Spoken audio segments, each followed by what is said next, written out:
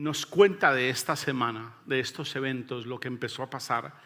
Dios se encargó de que ustedes y yo tuviéramos la posibilidad de estos eventos narrados y escritos para nosotros. Así que nosotros como el pueblo cristiano estamos no solo recordando, pero además celebrando, y los animo a que sus corazones estén lo más dispuestos posibles para la lectura que vamos a hacer.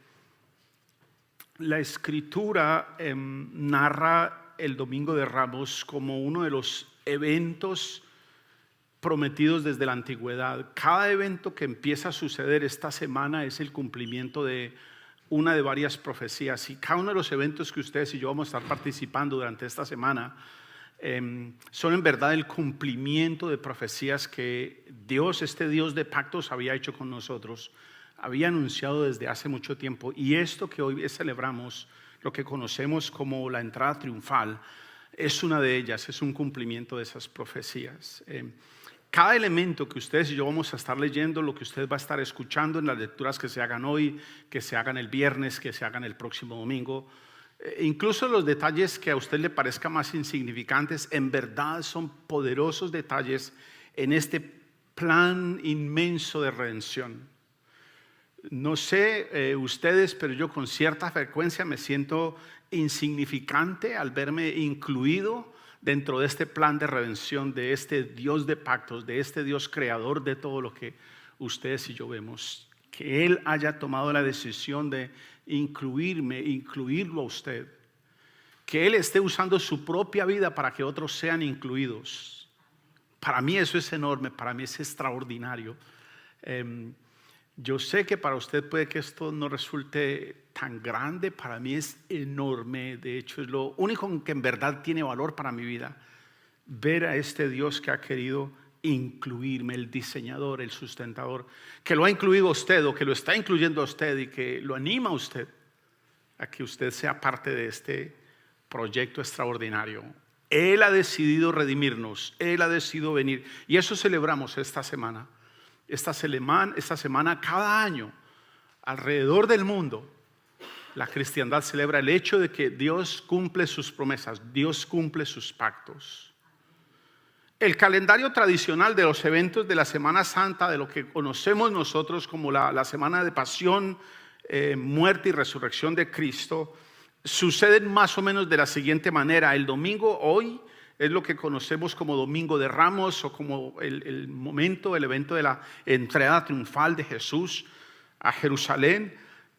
Hoy celebramos ese domingo. Ese domingo aparente con algunas discrepancias.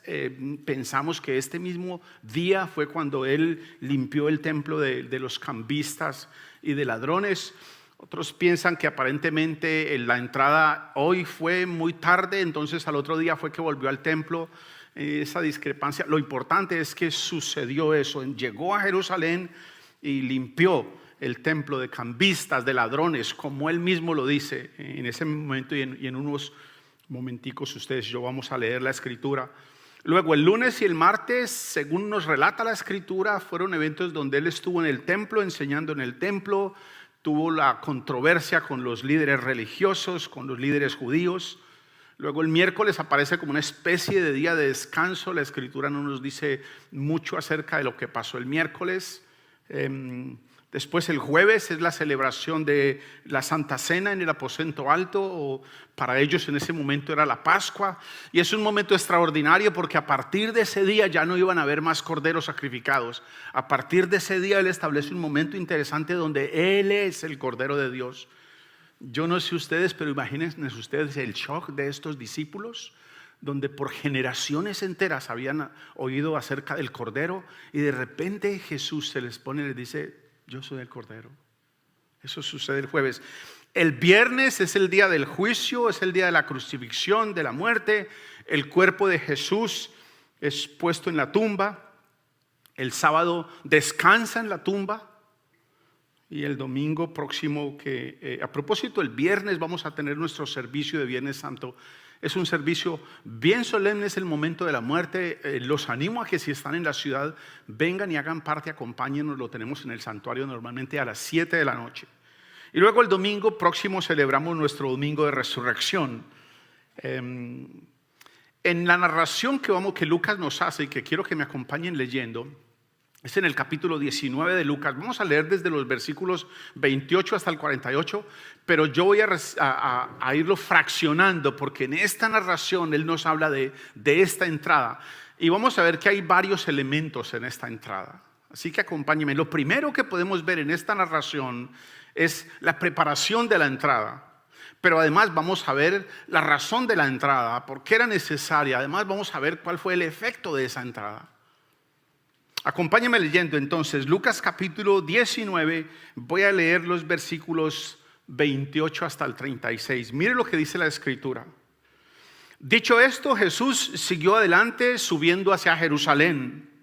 Cuando se acercó a Betfagé y a Betania junto al monte llamado de los Olivos, envió a 2 de sus discípulos con este encargo: vayan a la aldea que está enfrente y al entrar en ella encontrarán atado un burrito en el que nadie se ha montado. Desátenlo y tráiganlo. Y si alguien les pregunta por qué lo desatan, díganle: el Señor lo necesita. Fueron y lo encontraron tal como él les había dicho. Cuando estaban desatando el burrito, los dueños les preguntaron: ¿por qué desatan al burrito? El Señor lo necesita, le contestaron. Se lo llevaron pues a Jesús. Luego pusieron sus mantos encima del burrito y ayudaron a Jesús a montarse. A medida que avanzaba, la gente tendía sus mantos sobre el camino. Ese día es un día de especial celebración para nosotros como cristianos. Y lo que estamos viendo hoy tiene mucha similitud con lo que estaba pasando esa tarde en Jerusalén. Hoy está pasando muy parecido a lo que estos hombres, estas mujeres contemplaron en las laderas de Jerusalén. Una gran multitud acompañaba a Jesús, mucha gente lo adoraba. Para unos era el Cristo, para otros era simplemente un impostor, para otros era un agitador. Para las hordes celestiales, según leímos antes, el Rey victorioso que viene en el nombre del Señor. No hay mucha diferencia entre lo que está pasando hoy. Unos tienen un mejor concepto de Jesús, unos tienen un concepto más reverente. Unos creen que Jesús simplemente es una persona nice. Cada uno tenemos esa posición. Ahora, los preparativos fueron significativos. Envió a 2 de sus discípulos a traer un pollino. El pollino estaba exactamente donde el Señor les dijo que estaba. Y los dueños respondieron exactamente lo que el Señor había dicho a sus discípulos que respondieran. En apariencia, esto ya es especulación mía. Parece que eran amigos de Jesús. De pronto discípulos conocían a Jesús. Probablemente creyentes, pero otra vez todo eso es especulación mía. Pero este aparente detalle, este pequeño detalle de ir por este pollino es el cumplimiento de una profecía hecha cientos de años atrás. Y yo quiero que me acompañen. Zacarías capítulo 9, versículo 9, uno de los profetas, cientos de años atrás, antes de que el Señor Jesús viniera, dice así, Zacarías 9, versículo 9: alégrate mucho, hija de Sión, grita de alegría, hija de Jerusalén. Mira, tu rey viene hacia ti, justo, salvador y humilde. Viene montado en un asno, en un pollino, crío de asna. Así que esto que en apariencia pudiera ser un capricho de Jesús, una casualidad, ya estaba cansado, dirían otros, en verdad era una profecía, un detalle. Solamente para decirnos a nosotros que ese del que cantamos esta mañana, ese Dios de pactos, cumple sus promesas. Se presume que eran después del mediodía cuando él manda por este pollino de asna, este burrito. En lo que debían ellos responder, Jesús les dice algo interesante. El Señor lo necesita. Si les preguntan para dónde llevan el pollino, digan: el Señor lo necesita. Y lo que en verdad esto significa ha sido dedicado a Dios. Es parte del plan de Dios. Ahora, para nosotros simplemente él dijo: el Señor lo necesita, pero en verdad es muy típico en la literatura bíblica, en la literatura judía, este juego de palabras. Cuando él le dice respóndale, el Señor lo necesita, lo que en verdad está diciendo, ha sido dedicado a Dios, esto es parte del plan de Dios. Ese juego de palabras ustedes y yo lo vamos a encontrar en la escritura. Por ejemplo, en vez de Abraham, lo llama Abraham. En vez de Sarai, la llama Sara. En vez de Onésimo, lo llama Onésimo. Y Onésimo tiene un juego interesante de palabras que es útil e inútil. Ustedes y yo vamos a encontrar esto en la escritura, pero muy probable para la mayoría de nosotros, simplemente es una orden del Señor, el Señor lo necesita. Esto tiene un trasfondo más grande, unas implicaciones más grandes que simplemente el Señor lo necesita. Sí, este detalle de un burrito era parte de este plan, de este Dios de pactos. Otra cosa que quiero animarlos a que observemos en esta narración, aparte de la preparación de la entrada, es cómo es la celebración de esta entrada. ¿Qué pasa cuando Él entra a Jerusalén? Acompáñeme por favor, versículo 17 al 40. Lucas capítulo 19, versículos 37 al 40 dice: al acercarse Él a la bajada del monte de los olivos, mire lo que dice la escritura, todos los discípulos se entusiasmaron y comenzaron a alabar a Dios por tantos milagros que habían visto. Gritaban: bendito el Rey que viene en el nombre del Señor, paz en el cielo y gloria en las alturas. Algunos de los fariseos que estaban entre la gente reclamaron a Jesús: Maestro, reprende a tus discípulos. Pero Él respondió: les aseguro que si ellos se callaran, gritarán las piedras. Quiero hacer un pequeño paréntesis, porque cuando ustedes y yo oímos esa palabra fariseos, nosotros en manos de Jesús le habíamos dicho: fariseo hipócrita, ¿qué estás diciendo? Fariseo no tiene la misma traducción que usted y yo tenemos hoy en día. Para nosotros un fariseo es alguien con el que yo no me quiero acercar, es un hipócrita. De pronto usted tenga una traducción diferente. En mis años me han enseñado que un fariseo es alguien con el que usted no quiere hacer negocios, es alguien al que usted no quiere novio de su hija, es alguien con el que usted no quiere que sea vecino suyo. Pero en verdad los fariseos eran gente muy especializada en los pactos y leyes de Dios. Conocían muy bien la escritura, sabían muy bien las leyes de Dios. Y estos se le acercan y le dicen: Maestro, muestran alguna reverencia hacia Él. Maestro, reprende a tus discípulos. Muestran algún respeto por quienes le enseñan, por aquellos que estaban siendo enseñados por Jesús. Pero Él les respondió: les aseguro que si ellos se callan, gritarán las piedras. Claramente el propósito de Jesús en este evento particular era mostrarse abiertamente como el Mesías que había sido anunciado. En varias otras ocasiones Él les dijo a las personas que lo intentaban exaltar como el Mesías: no, todavía no es el tiempo, espérate un momento. Pero en este caso Él dice: no puedo hacer nada. Si ellos se callan, las piedras van a empezar a gritar. Yo me imagino el susto de ellos. Bueno, entonces que sigan hablando. Yo no quiero ver una piedra gritando: bendito el que viene en el nombre del Señor.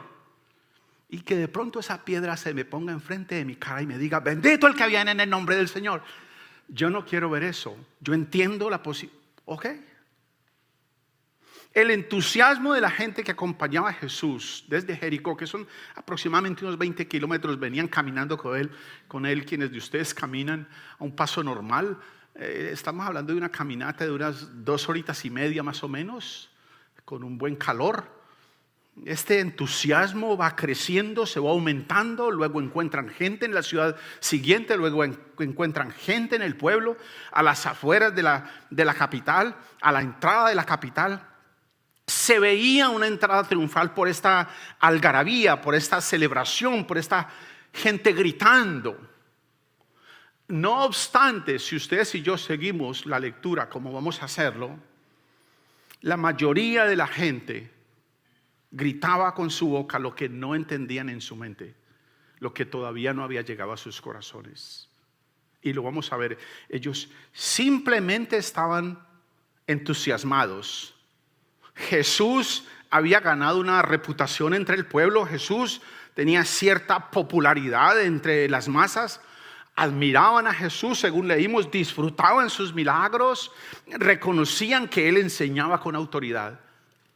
Pero vamos a notar claramente que a sus corazones no había terminado de llegar la verdad de quién era este que venía cabalgando sobre un pollino. De hecho, lo que ustedes y yo podemos notar es que ellos buscaban un Salvador que les quitara la opresión, que los liberara del problema en el que se encontraban, no uno al que debían rendirle su corazón.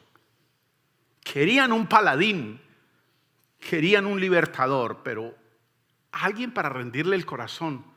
No. Muy parecido a lo que pasa hoy. En verdad, incluso nosotros como pueblo de Dios estamos en el mismo paradigma. Hoy estamos buscando y nos gusta el poder de Dios, nos gusta el poder de Jesús. Todos pedimos oración para que el Señor cambie, para que el Señor transforme, y generalmente estamos hablando que el Señor cambie y usted póngale allá quiera, cambie a mis hijos, cambie a mi jefe, cambie a mi esposa, cambie mi salud. Eso nos gusta mucho, un mejor trabajo.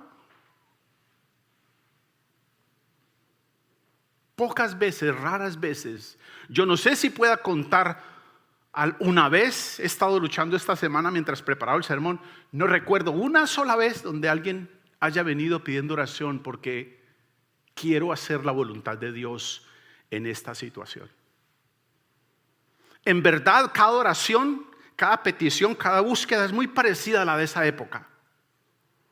Es una petición para que Dios cambie la situación que hay alrededor mío, para que Dios cree para mí un estilo de vida menos complicado, menos doloroso.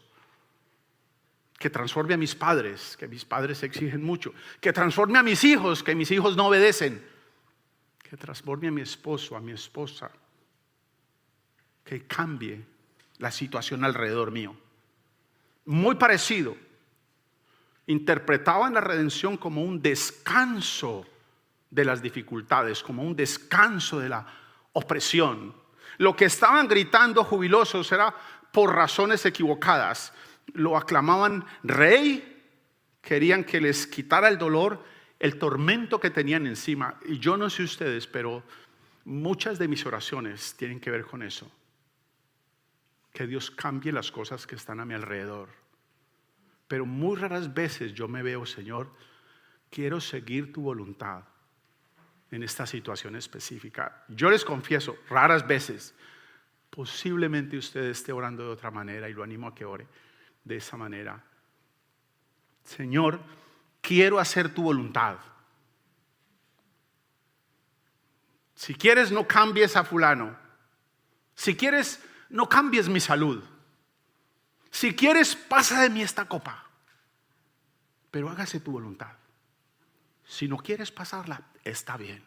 Si no quieres cambiar a mis hijos, si no quieres cambiar a mis padres, si no quieres cambiar el tráfico, si no quieres cambiar los políticos, si no quieres hacerlo, Señor,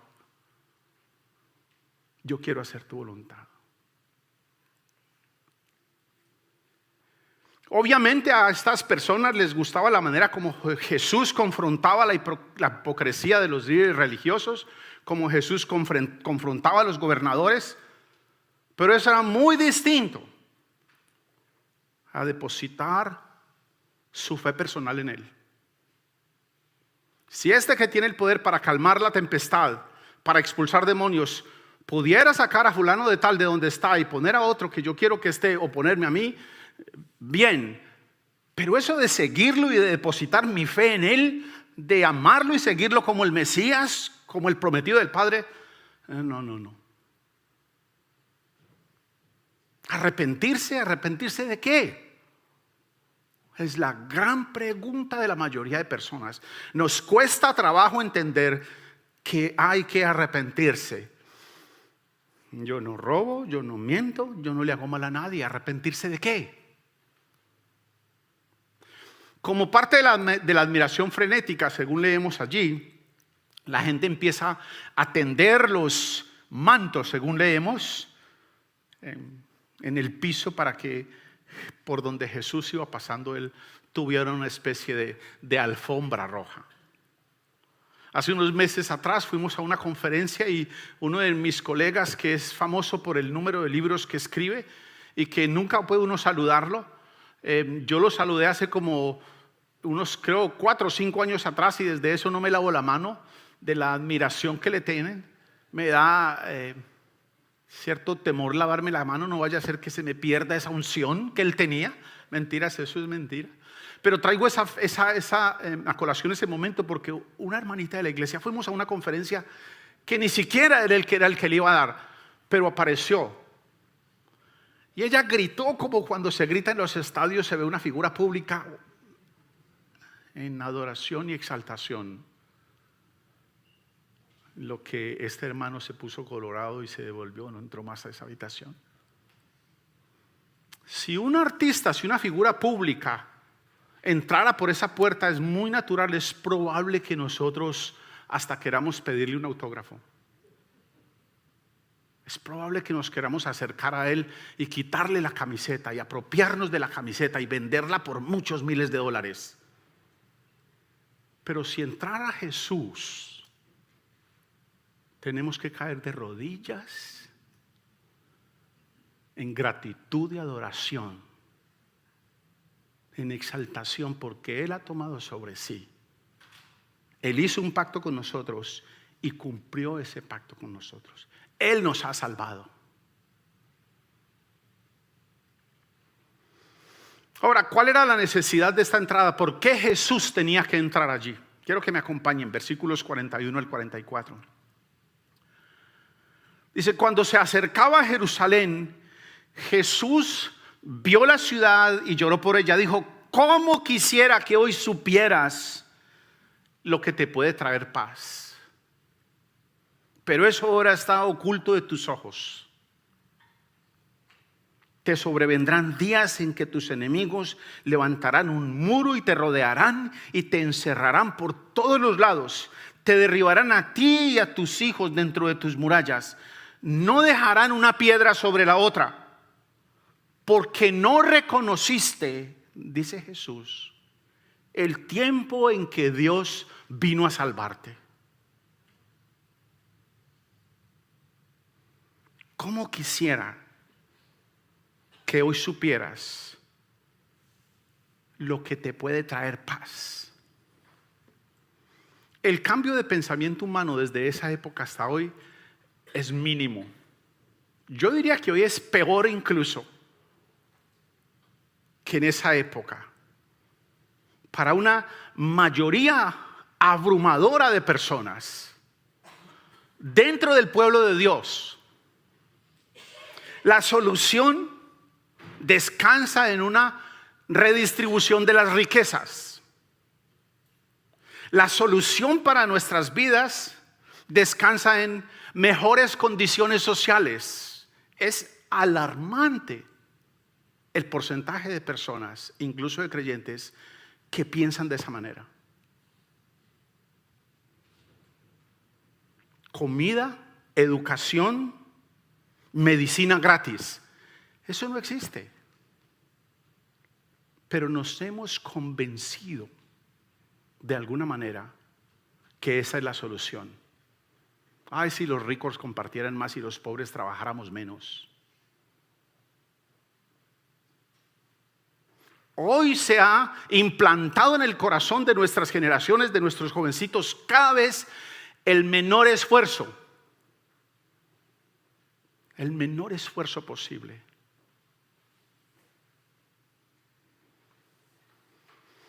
De la misma manera que en la época de Jesús pensaban que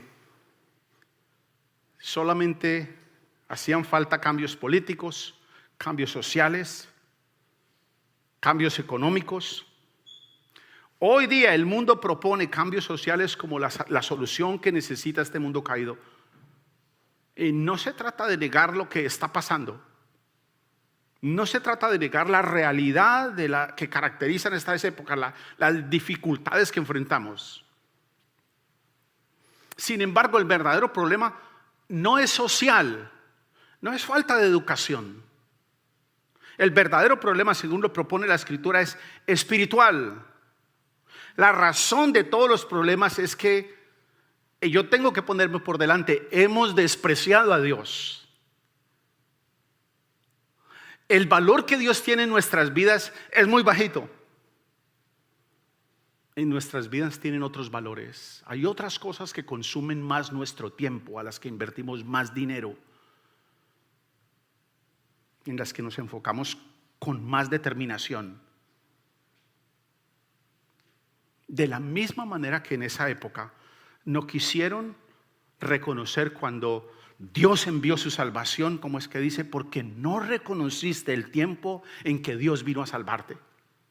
De la misma manera que esa generación, ustedes y yo tampoco lo reconocemos hoy. Para ustedes y para mí es el mismo grito. Ustedes y yo estamos ante la misma necesidad. Y cuando digo ustedes y yo, no es la persona que está sentado al lado suyo, es usted.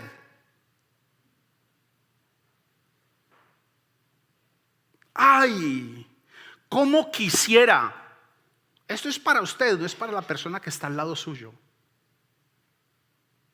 Ay, cómo quisiera que hoy supieras. ¿Quién te puede traer paz? Tu paz no viene de que los demás cambien. Tu paz viene de que tu corazón haya sido transformado. Al igual que en esos días, Dios ha determinado un día de juicio. Les dice, ¿cómo quisiera que pudieran ver lo que les trae paz, pero ahora está oculto a tus ojos? Estamos tan distraídos viendo otras cosas, tan empeñados viendo otras cosas, que no logramos ver lo que nos trae paz. Es urgente que ustedes y yo imploremos al Padre que por el Espíritu Santo Él abra nuestros ojos, que nos ayude a nosotros. Lo invito a que pare de orar por las personas alrededor suyo y empiece a orar por usted mismo. Abre mis ojos, Señor. Yo necesito. Implórele a Él que sus ojos y su corazón sean abiertos para que podamos ver lo que en verdad nos trae paz. Que aquello que estamos buscando, en lo que estamos buscando la paz, en verdad no nos da paz. Es una paz momentánea, es una paz que dura poco. Ni el poder, ni el control, ni el conocimiento, ni la admiración producen paz. Esposos, no traten de controlar la vida de sus esposas o la vida de sus hijos. Si ustedes tienen una tarea allí. Esposas, no traten de controlar la vida de sus esposos y la vida de sus hijos. Hijos, no traten de controlar la vida de sus casas. Habla a nuestros corazones para que aquello en lo que estamos buscando paz, que en verdad no da paz, sea reevaluado en nuestras vidas. Ya está demostrado que ni el poder, ni el tener, ni el conocimiento, ni la admiración producen paz. No dan paz. Ya está demostrado. La historia nos lo demostró. Ellos lo estaban buscando ahí. Jesús les dice, ay, si pudieras ver. Pidamos al Padre que ustedes y yo podamos ver con toda claridad aquel que en verdad puede traernos paz. Y de eso se tratan los eventos de toda esta semana, poderlo ver. En ese día Jesús les dice que no era posible callar a las personas, porque si las personas se callaran, las piedras mismas exclamarían expresiones de alabanza, de honor. Ahora, aquí hay un gran contraste interesante. La gente está jubilosa, la gente está gritando excitada, mientras tanto Jesús está llorando. Jesús ha llegado a las laderas de donde se podía ver Jerusalén, está observando las casas, los edificios de gobierno, los muros, el imponente templo de Herodes que dominaba todo el panorama. Pero Jesús está viendo mucho más allá, algo que mi esposa y yo hablamos con cierta frecuencia cuando estamos en el aire. No es que nos levantemos, es que a veces cuando estamos viajando me gusta tomar las ventanas del avión y le digo: madre, en cada una de esas casas está pasando un drama diferente y desde arriba la ciudad se ve en paz, pero en cada sitio de esos Jesús está viendo dentro de los muros de la ciudad. Vio a la gente que lo rechazaba, vio a la gente que sufría las consecuencias de la dureza de su corazón. Jesús, aún sabiendo que era demasiado tarde, eleva una oración, saca de su corazón la compasión y la misericordia, la ternura de su corazón, y les dice: ay, si supieran cuánto daría, pero ya es demasiado tarde, dice el Señor. Jesús emite una profecía en ese momento contra la ciudad, las consecuencias tristes que la ciudad va a enfrentar. Dice que va a haber una destrucción horrible, hombres y mujeres aplastados, niños, todo va a ser aplastado. Y según leemos en la historia, esta profecía se cumplió al pie de la letra 70 años después que él hubiese dicho eso. Así que créanme, hermanos, que el día que él dice donde se terminará esto, viene. Ay, si pudiéramos ustedes y yo hoy ver que lo que nos puede traer paz no es ni más comida, ni más dinero, ni la transformación de este o de aquel, ni el carácter. Lo único que puede traernos paz es la presencia de Él en nuestro corazón, Él habitándonos. Ahora quiero que me acompañen viendo el resultado de esta entrada triunfal de Jesús al templo. Miren lo que dice los versículos 45 al 48. Luego entró en el templo y comenzó a echar de allí a los que estaban vendiéndose. Escrito está, dijo: mi casa será casa de oración, pero ustedes la han convertido en cueva de ladrones. Todos los días enseñaba en el templo y por las casas. Y mire lo que pasa. Y los jefes de los sacerdotes y los maestros de la ley y los dirigentes del pueblo procuraban matarlo. Sin embargo, no encontraban la manera de hacerlo porque todo el pueblo lo escuchaba con gran interés. Jesús echa del templo a quienes están allí con fines diferentes a la adoración de Dios. El templo no es un lugar para socializar. El momento de adoración a Dios cada domingo no es un lugar para negociar o para divertirme, o como algunos me han dicho con cierta frecuencia: hoy sí se me cargaron mis baterías. El domingo no es un momento para recargar baterías. El domingo es un momento para adorar a Dios, para exaltar a Dios. Él nos ha llamado a adorarlo, a nada más. Cualquier otra actividad Jesús la interpreta como una profanación. Sus palabras son autoritarias, sus palabras son directas, sus palabras son basadas en la Escritura. De hecho, lo que Jesús está haciendo es citando a dos de los profetas más importantes, a Jeremías y a Isaías. Mi casa es casa de oración, pero ustedes la han convertido en una cueva de ladrones. Habían convertido el atrio del templo en un bazar.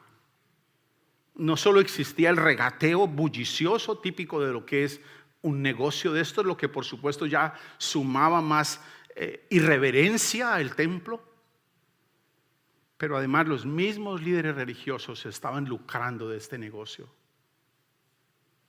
Ellos daban lo que ustedes y yo tenemos en la ciudad como los famosos inspectores. Y como los famosos inspectores, sin ofender a alguno que esté esta mañana, tenemos en nuestra ciudad, dependiendo del número de dinero que usted le da, usted consigue más fácil su permiso o no. Es la verdad de nuestra ciudad. Bien, estos líderes religiosos se habían convertido en este tipo de inspectores. Daban el sello cuando me hubieran pasado algo de dinero.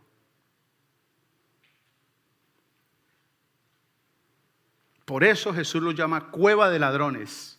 El propósito verdadero del templo era totalmente distinto. Y el Señor inicia su purificación. De modo que los eventos del día anterior, los eventos del templo combinados con el uso o el mal uso que esta gente estaba dando de los recintos sagrados, produjeron todas estas reacciones violentas. Y Lucas hace algo interesante. Lucas añade una nueva pandilla. Clasifica una lista de antagonistas. Un paquete de asesinos se estaba juntando, dice la Escritura, entre los principales del pueblo, los líderes judíos, los líderes políticos, estaban procurando matarlo. Se les había dañado el negocio. Ahora resulta que en el templo ya no podemos hacer ciertas cosas. Ahora resulta que el templo es solo para adorar a Dios. Sí. Y ustedes lo han vuelto una cueva de ladrones, le dice él. Bueno, no ustedes, pero ellos. Todos estos líderes religiosos se habían puesto de acuerdo. Y esto también es una profecía. El Salmo 2 dice: los reyes y príncipes de la tierra se juntaron a una contra el Señor y contra tu Cristo. Esa misma profecía, uno de los apóstoles la cita cuando Jesús está siendo perseguido y ellos están siendo encarcelados. Así que cada detalle está construyendo esta certeza, este Dios de pactos, este Dios en el que ustedes y yo podemos confiar. Sin embargo, en el transcurso de la semana, lo que pasaría es que el entusiasmo de la gente se terminaría, la algarabía bajaría, la gente se calmaría y entonces esta muchedumbre voluble podría ser manipulada nuevamente y los líderes religiosos, los líderes de medios masivos de comunicación sabían cómo manipular y lo hacen. Y al final de la semana tienen una turba exactamente haciendo lo opuesto.